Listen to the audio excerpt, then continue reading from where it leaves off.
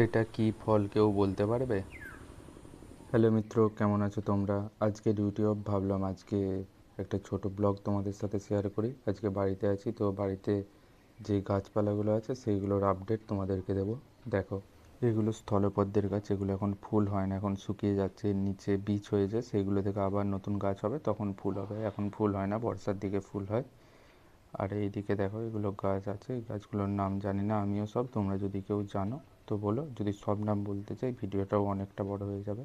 এটা কাঁঠাল গাছ, এটা একটা জবা ফুলের গাছ, এটাও কাঁঠাল গাছ, এটা বেল ফুলের গাছ।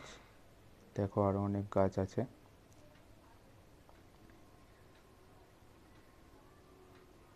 এটা ব্যাম্বু প্ল্যান্ট, এটা অ্যালোভেরা গাছ। ছাদে এই গাছগুলিই আছে।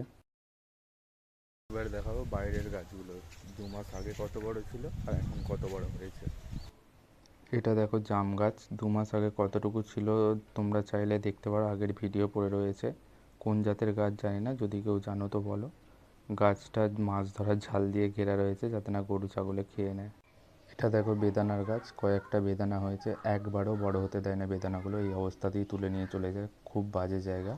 আর জাম গাছটা কলমের না, ওটা বীচের গাছ, আর এই বেদানা গাছটা কলমের গাছ। এটা দেখো, এটা টগর ফুলের গাছ, এটা কত সুন্দর ঝামড়ি ঝুমড়ি হয়ে গেছে, এখন খুব সুন্দর ফুল হচ্ছে। দেখো এখনও কয়েকটা ফুল রয়েছে, কুঁড়িও আছে। এইগুলো দেখো, এগুলো লাউ গাছ আছে আর সিম গাছ আছে, এগুলো সব বাবা বসিয়েছে।